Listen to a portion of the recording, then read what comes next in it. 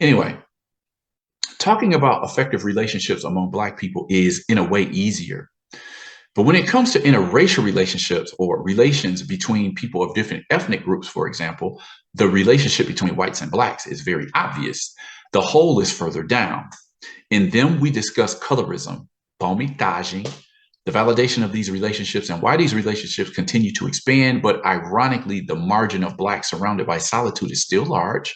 And perhaps most crucial, our perception of ourselves and how the white person fits into it. Again, to remind you, this term palmitaging, I don't think there's actually a term in Black in the Black American community that you can actually substitute for palmitaging. Some people say swirling, you're down with the swirl. Some people, jungle fever or whatever, playing in the snow. But palmitaging is a term that mostly Black feminists came up with to describe Black men who seem to have a preference for dating white women. They'll have short-term relationships, sexual relationships with Black women, but when it's time to put the ring on the finger, have a long-term relationship and have kids, they always seem to end up with white women when they say they're not ready for relationships. I've talked about this in a number of videos already. Now, as I said before, Frances Cress Welsing is her work is being, increasingly studied among Black Brazilians. So this long quote from Frances Cress Welsing was actually translated, as you see, into Portuguese. This is what you see a lot of Black Brazilians translating works by, say, for example, Umar Johnson. A lot of people are into what Umar Johnson is talking about. So as it's such a small parcel of the population that's able to understand English or speak it sufficiently, they just take the, whatever. They'll put subtitles under videos, and then they'll just completely translate the text into Portuguese to reach a wider audience for those who can only speak Portuguese. So this is a text from Frances Cress Welsing. It says, "The highest desire under white supremacy programming is to be loved and validated by a white person.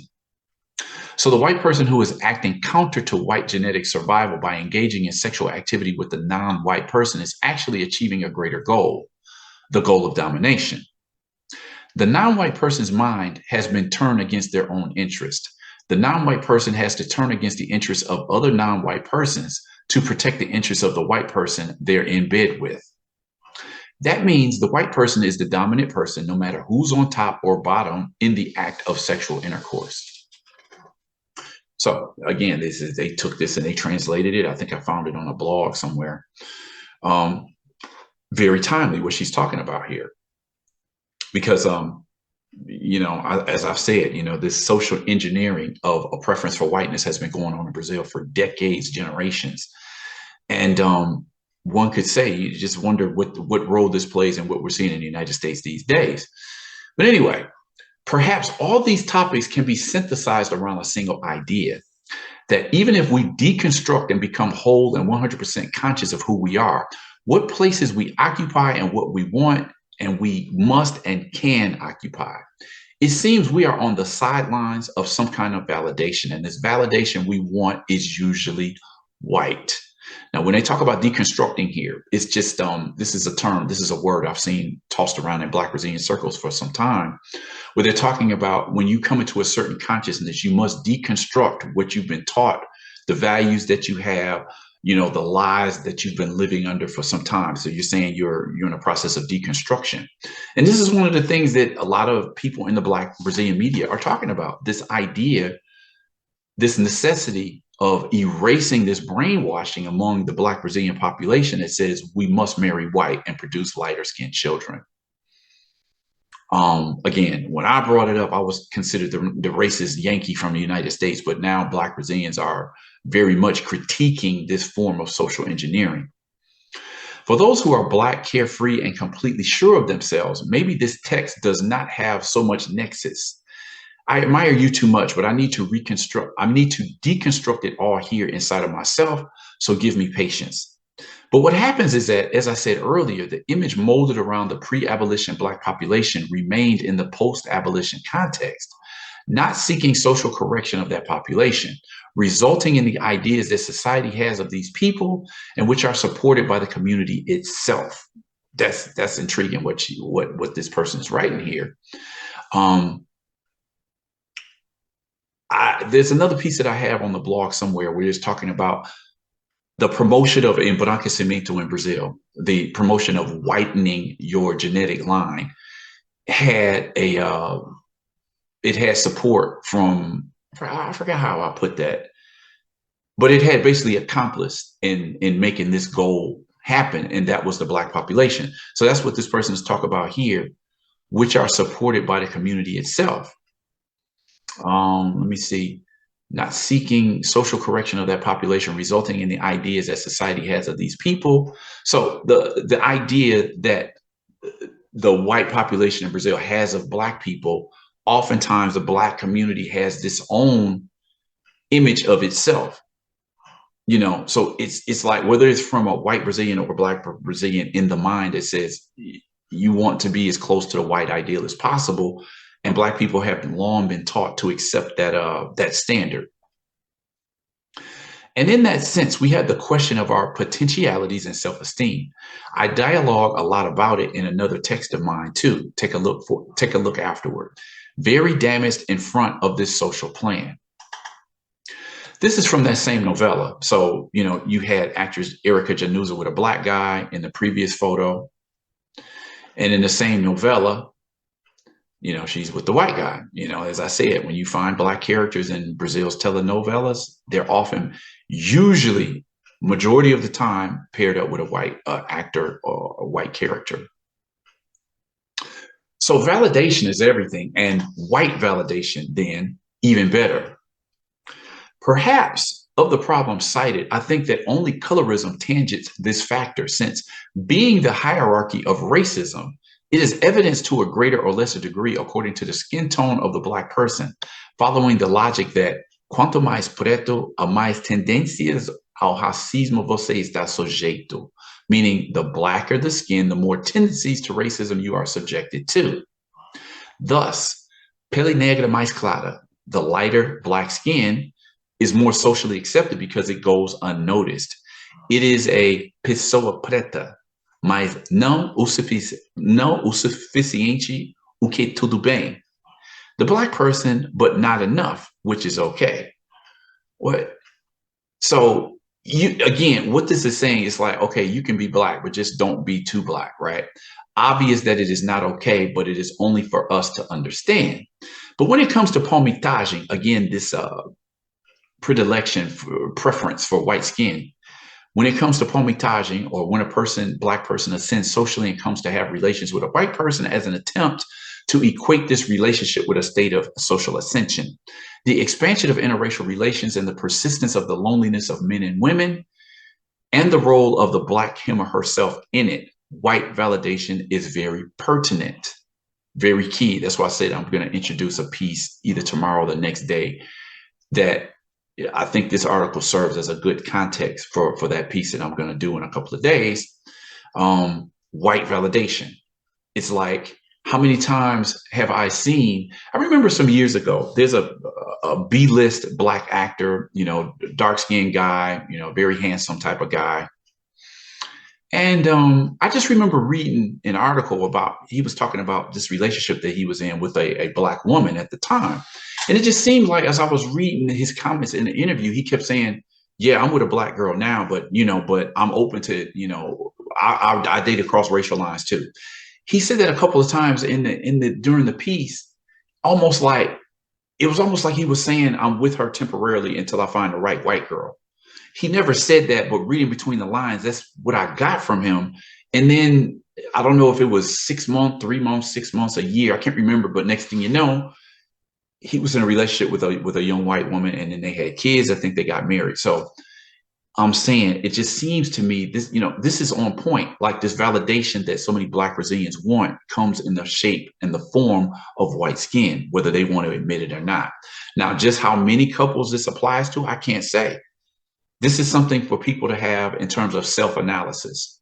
If you're a person who's in denial, only you are the person who can come to an understanding of what's really going on in your mind. Moreover, interracial relationships for us many times are not just relationships. From a certain perspective, it seems to weaken our individual Black consciousness, messing a little with the issue of our dignity, which takes a bifurcated path. Listen to what this person is saying here. It weakens our individual Black consciousness. It takes away a little bit of our dignity, because when you're under the impression that, well, in order for me to feel valued, to feel accepted, to feel equal to whites, I have to walk around with a white partner on my arm. That's basically what I'm getting from that. And this is what I've said for years. I think it was Nueza Santos. She wrote about this also. I think in her book from 1983, just talking about becoming Black, tornar negro, as you say in Portuguese. But this is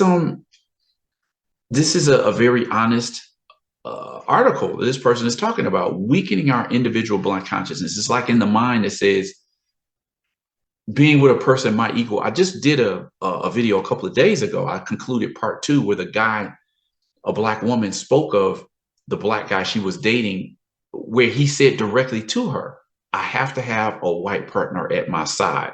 I can't have somebody Black like me. So there are people who have spoken on this.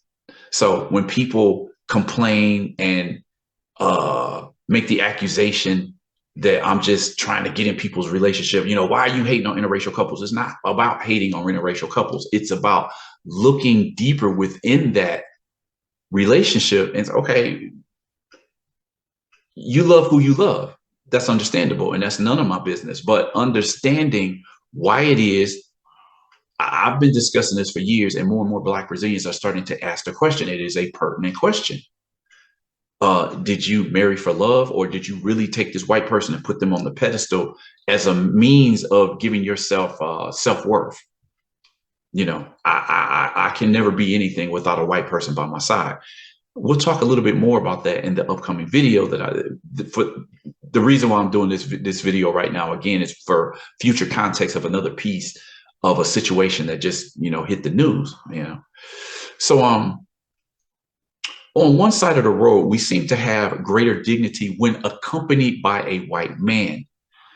Concomitantly, on the other side, this relationship seems to erase our dignity from the moment we know our struggles and how racism behaves. But in the end, it is as if we ignore all militancy to get a white person, which would be controversial, which is not necessarily so, but in my head, it is so. Read that again. Erase our dignity from the moment we know our struggles and how racism behaves. But in the end, it is as if we ignore all militancy to get with a white person. I'm saying, again, I've said it for years, and more Black Brazilians are speaking openly about this. Like, we've been deceived. We've been stripped of our dignity, our self-worth as Black people. And we feel in some ways the only way to validate ourselves as full human beings is to be with the group of people who are considered complete. That's real deep. It's following this path, which often and perhaps unintentionally, we no longer associate with pessoas negras or Black people, because this relationship does not offer the same flavor, the same social ecstasy of the long-awaited and so desired feeling of belonging that the white person can offer. Every one of these lines, I could break down each one of these pieces, because this is just deep. She's going in, he or she, I forget who wrote this article. The long-awaited and so desired feeling of belonging that the white can offer. So without this white person, you will never feel that you're in a place where you belong. It's often said in Brazilian society, when Black people enter areas that are majority white, it's a question of, what are you doing here? It's almost as if, okay, I got this white person on my arm now, so I feel comfortable being here. You should accept me as a full person because look at the person on my arm. Let's keep going. In the pursuit of love, we end up leaving ourselves to our side, not understanding that the love that ours can offer is as valid, as beautiful, and as delicious as the love that not ours offers. Basically saying here, can we get the same joy and deep feeling of self-worth and self-value with a person who looks like us? Or can that feeling only come if you're validated by a person who is accepted as the global standard of success, beauty, and intelligence, being the white person? Somebody said it on, wrote a comment on my YouTube channel saying that, wow, slavery did a real number on us. And I'm not even going to just say it was slavery. I'm saying post-slavery, building up to the end of slavery with this social engineering and promotion of whiteness as the standard and the desire that you should have for your future family. It continues to, wreak havoc on Black identity in Brazil to this day. Yet, even when we find the validation that we expect, white, the imposter syndrome attacks again. We were not taught to understand ourselves as worthy of love. When we do, the boycott is much easier than full acceptance of the situation. Listen to that. We're not taught to understand ourselves as worthy of love. Why is that? Where does that come from? Thinking about all of this, I come to a great conclusion. Our labels do not tell us who we are. Paraphrasing YouTuber Nathalie Neri, a quote in one of her videos. She's a gorgeous, gorgeous YouTuber, stylish and proud to be always deconstructing. We will not be heroes. If we need to, we will not stand up to the pressures because we are socially told to hold them back. We will not and need not be strong warriors and the negros batalladores, or Black battlers that society expects us to be. We are fragile. We are exposed to a fragile reality that succumbs to us, drowns us, and makes us doubt many of our certainties and potentialities. We just need to be understood as the one thing we've been demanding for a long time. We need to be human, loved for their pain, their questions, their insecurities, but also their self-esteem, their certainties, basically because of who we are. Not the Black people that society has constructed, but people. So very deep, reaching, reflective piece. This is, like I said, in the last decade or so, a lot of Black Brazilians have been doing this self-analysis of themselves, doing analysis of the overall mental and emotional, psychological health of the Black Brazilian population. All is not well. No matter how high somebody gets up on the social ladder, when you're dealing with a community and you feel like you can't partner with someone of your community because you need somebody that has more value to give yourself value, that speaks volumes to what's going on in Brazil. So this is what I think every time I see a well-to-do Black person, or even a poor Black person, because this is not just, middle-class Black folks that experience this feeling. You see this in favelas also. Like, she may be poor, you find white Brazilians in the favelas also, but oftentimes, even being poor, being a poor white person, people will still look to enter in serious relationships with such a person just because they are white. There's a story that I don't think I've done a video about this, but the story about a mixed race child who grew up listening to her white mother consistently just insult her Black father. Her Black father had the higher socioeconomic status. He had more money. He had more education. The white mother in that couple, she might have said she didn't finish high school. She might have been illiterate, but she was white. So socially, she had more status than the Black man she married, who had a higher socioeconomic and educational background. What can we say? Brazil has worked a number on the Black Brazilian psyche. So I hope you got something out of this article, because it speaks volumes to why I discuss this topic all the time. And it's the proper context for a piece that I'm going to be taking on. I'll probably record the video either tomorrow or the next day. I just wanted to lay this background here so that, followers, subscribers to the channel can refer back to this video when I talk about the upcoming piece that I want to get into in a few days or tomorrow. So again, if you like this piece, you like this video, give me a thumbs up, consider subscribing to the channel, share it, like it. smash that notification button so that you'll be one of the first to get the video when I put up new videos. And with that said, I'm going to close this video here, and hope you guys continue to follow me for the next one.